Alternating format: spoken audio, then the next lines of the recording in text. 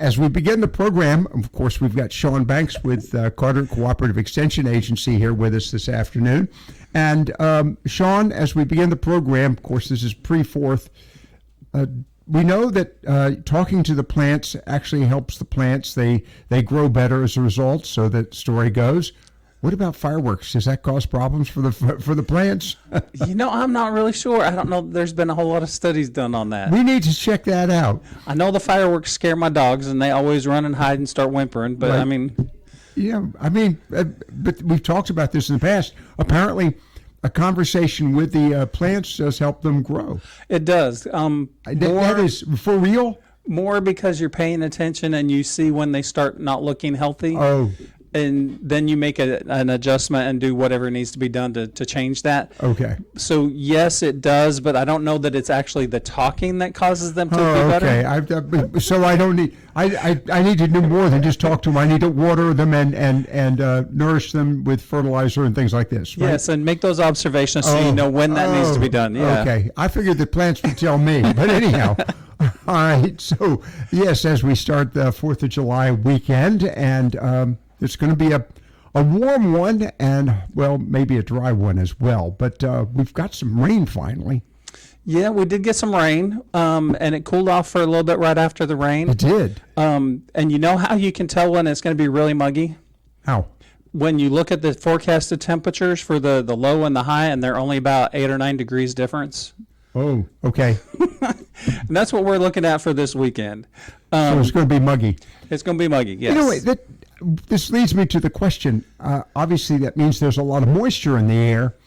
Do the leaves extract that moisture from the atmosphere? No, they do not. They don't extract moisture from the atmosphere. It does slow them down so they're not transpiring as much, so they're not having to go through as much of the soil moisture as they do when it's drier outside.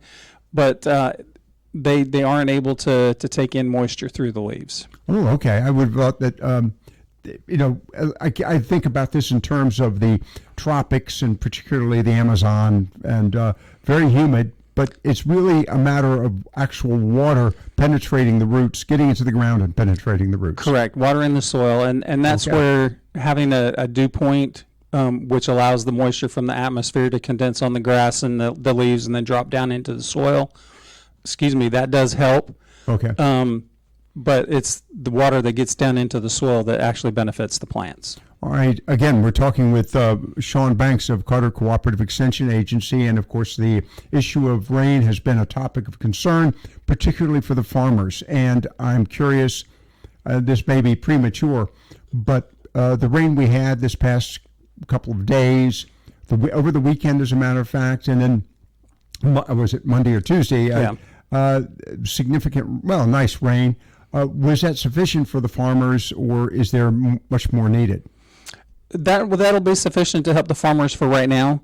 It does help if we get consistent rains at least once or twice a week, but having 4 or 5 inches in the soil does keep the soil moist for a little bit longer period of time. Keep in mind, though, that sandy soil is still sandy soil. Right. Loamy soil and clay soils will hold on to that moisture a lot longer.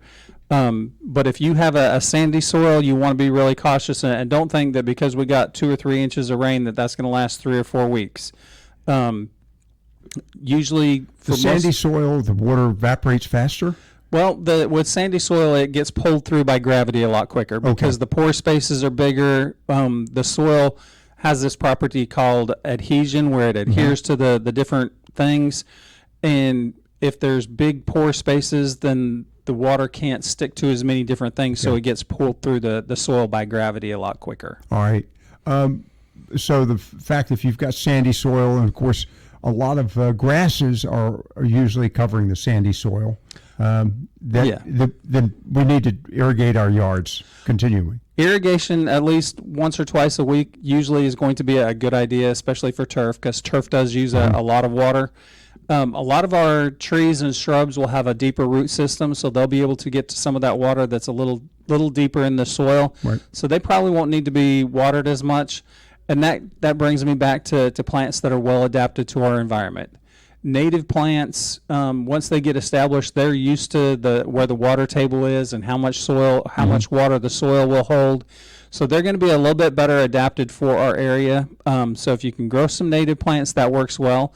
But there are a lot of plants that are brought in as ornamentals that you can plant in our sandy soils, and they will do just fine. Some of them even get to the point where they become invasive and they start taking over some of our native areas. But there are a lot of ornamentals that you can bring in, that you can plant, and they will do just fine in our sandy soils, even without the added irrigation.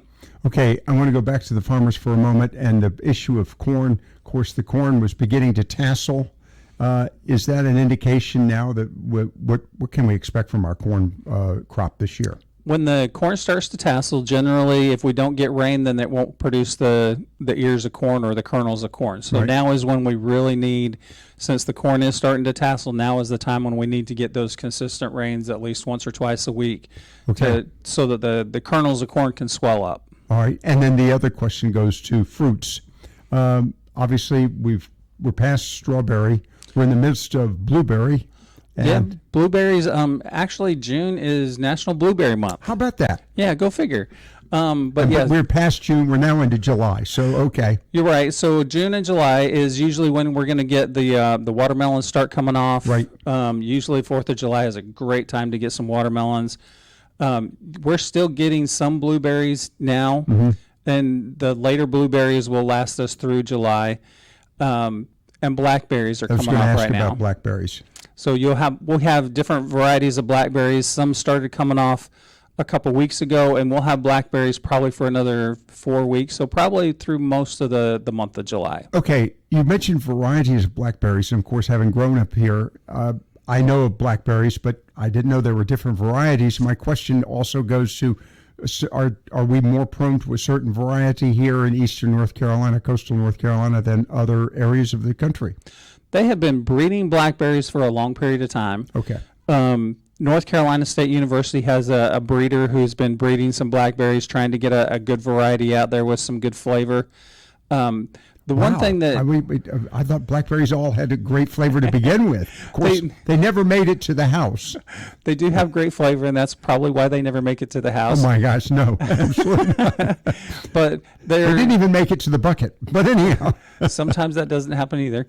But what they're breeding for is size. They're trying to reduce the size of the seed, increase the size of the fruit. And improve the sweetness in there, or the amount of sugars that are in there. I don't remember the seeds being a problem. A lot of people complain with blackberries that the seeds get stuck in their teeth. That's for people that have gaps between their teeth. That's not only that. I mean, who has time to chew on a blackberry? I mean, you just swallow the whole thing. Swallow it, yeah. But but blackberries are coming off. They should be coming off right now. But yes, there are a lot of blackberries that are a lot of different varieties. Triple Crown is a old variety. It has a smaller fruit, but it still is a pretty sweet variety. And what I found when we were doing a trial with blackberries here in Carteret County was a lot of the newer varieties don't have disease resistance for the cane blight, where Triple Crown, being an older variety, has that resistance. And so they've been breeding for things, but not for disease resistance. Okay. Well, I digress, but that just surprised me that there would be varieties of blackberries. All right. I have jumped right into the conversation, haven't even brought up what the topics were going to be today. But the big one, I think the important one, was really the rain, the issues. We've really been needing rain. Fortunately, I know that the state has been in a variety of drought circumstances, but our drought is not severe at this point, is it? Our drought is, after the rain, I haven't really looked, but it was moderate before the rain, so I guess it depends on how much rain you got during that last section of rain. It could be in the low drought or still in the moderate, but it hasn't been in the severe this year so far. All right. Well, we're very fortunate. Of course, we've got to get through July and August, and then we'll know for sure. But so far, we're midway through summer, and hoping for rain for the corn to start ripening up so that we can get some sweet corn. Oh, yes, and of course the other aspect. By the way, any other items, any other produce that's being developed right now? You mentioned watermelons. Are the watermelons going to be sweet this year because of the lack of rain? They should be sweet this year because of the lack of rain. Yes. Okay. So we should have some really nice watermelons coming off right now. And I saw, as I was driving down 24 yesterday, saw some people in a watermelon field harvesting some watermelons. So there should be plenty Bogue Sound watermelons out there for people to purchase and have ready for their 4th of July. So Absolutely. hopefully that was one of the things I did want to talk about is when we think of 4th of July, we think red, white, and blue. Mm-hmm. So what are some of the fruits that you think of when you think of red, white, or blue? Okay, strawberries. Okay. Blueberries. All right. The white is the one red, white, and blue. White. So white can be a little bit difficult there. But peaches are coming off right now, and there are some white fleshed peaches that are really sweet, very tasty. Ooh. They don't have as much acid in them as the yellow flesh or orange flesh ones, but they are very good. So if you like a sweet peach, look for some of those that are labeled as white peaches. Where would you, well, first off, where are white peaches grown? We grow white peaches here in the Piedmont and Sandhills area. Well, okay. So you can find the white peaches from here in North Carolina. There's some that are grown in Georgia and South Carolina as well. But our peaches here in North Carolina are starting to come off now. So I'd look for some of those. And the white fleshed ones have a little bit sweeter flavor, not as much acid. So some people say they don't really taste like a peach, but they've got white flesh, so that gives you a little bit of white.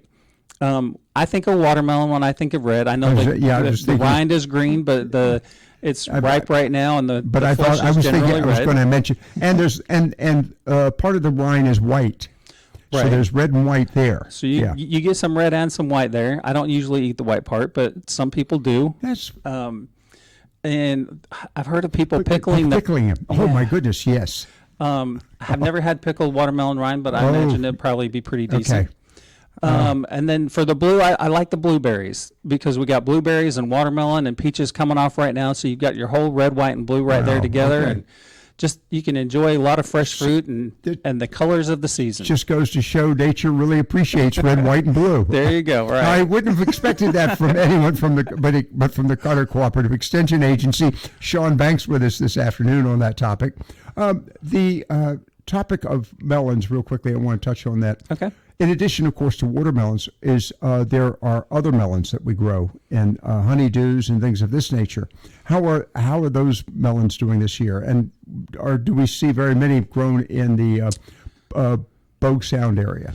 A lot of the melons, other than watermelons, are grown more in the Piedmont coastal plain. Okay. They need a little bit more loamy soil than what we have here in this area. Watermelons do really well. Cantaloupes you can get to grow at some point. Sometimes with the cantaloupes you have to add some supplemental irrigation, right. So they grow a little bit better in the more dense soils with the loam and the clay. We grow a lot of watermelons here. We don't grow as many, but we do grow some cantaloupe and some honeydews. And I would imagine that the flavor, I'm not a big honeydew person, so I don't really taste those. I just mentioned that, yeah. But I imagine that they would be just as sweet if they were grown in this area. Okay, and of course, it is interesting, I want to touch on this very quickly. Bogue Sound watermelons are renowned. Why? They have a higher sugar content or higher bricks content when you look at when you take a sample of them. And that has to do with the bricks is the concentration of sugar. So they have a higher sugar concentration in their juices. Mostly, I think it's due to the sandier soils, so they're a little bit stressed. They can concentrate more sugars in there, and there's not as much water in there. But it may be also something in the soil. They've never really been able to determine exactly what makes the Bogue Sound watermelon sweeter, but they have been able to prove that it has usually 2 to 3 bricks higher sugar content than watermelons grown in other parts of the area. Wow. I'm thinking, okay, so Bogue Sound watermelons right up there with, well, Vidalia onions. Right. Yeah. But of course they've been able to recreate a kind of sweet onion similar to Vidalia in other locations. But Vidalia was the source of a sweet onion. Yes, and with the watermelons that they grow here in Bogue Sound are going to be your sugar babies, your Charleston Grays. It's the same varieties that you would find other places. We just have a higher sugar content because they were grown in Bogue Sound. Okay. more we learn from our host, if you really get right down to it, the program, Shawn Banks of Carter Cooperative Extension Agency. Okay, Shawn, I've jumped in with a lot of items, as I am periodically blamed for doing. So and that's fine. What did you bring in today? Well, I really wanted to talk a little bit, like I mentioned earlier, the heat's getting up there. Right. So if you're out and about, just keep in mind that you need to stay hydrated. If you find yourself getting angry because it's hot outside, you probably need to drink some water. Or get a watermelon. Yeah, or get a watermelon. That would help too. Yeah. But stay hydrated. That's really going to help with the heat. If you find that you're getting really tired and really hot and you're starting to feel a little bit weak, go ahead and get in some shade or get in some air conditioning. We don't want anybody that's going to be out there getting having to suffer from heat stroke or heat exhaustion, anything like that. We do want you to be safe. So keep that in mind as well. Wear a hat. Yes, definitely wear a hat. Sunburning is an issue that causes cancer. Yeah. When I wear hats, it gives me a headache if I wear a hat too long because it holds the heat in close to your head. So that's another good way for me to know, hey, it's time to get in. Right. But that's another one of those things. So yeah, wear a hat to protect your skin from the sun, but also give you a little bit of shade so you don't overheat too much. Okay. So I wanted to mention that and make sure that we got that out there because it is supposed to be really, really hot. And I think this is not the first time it's been really hot, but the first time that it's supposed to be really hot for a long period of time. The other thing I wanted to mention is the backyard. So now is a good time. It's not really a good time to go out and plant a whole lot in the garden because it's so hot and you'd have to water a whole lot. But now is a really good time to do some planting. Go out and look in your yard and see what's blooming or what's not blooming, where you might want to add some color and that kind of thing, and start making up a plan of things that you can add to your yard to make your yard a little bit prettier for next year. Now it's a little bit too late right now, but you could plant some things for fall that would flower in the fall and give you some fall color as well. And so one of the things that I like to consider when I'm out looking in my yard is the habitat for the wildlife. And that can be the insects, that can be the birds, that can be the little squirrels that like to run around and feed on all the seeds that drop out of the trees. So I like to consider those kinds of things. And there's three things that you really need to provide habitat for wildlife. They need a place for cover. So it doesn't have to be pretty. It can be ugly, but they need a place to hide. And that can be cover from the sun. That can be cover from a rainstorm. Or that can just be a place to hide from predators like the birds of prey and things like that might be out there. So you need a place for them to hide. They need water as well as we do.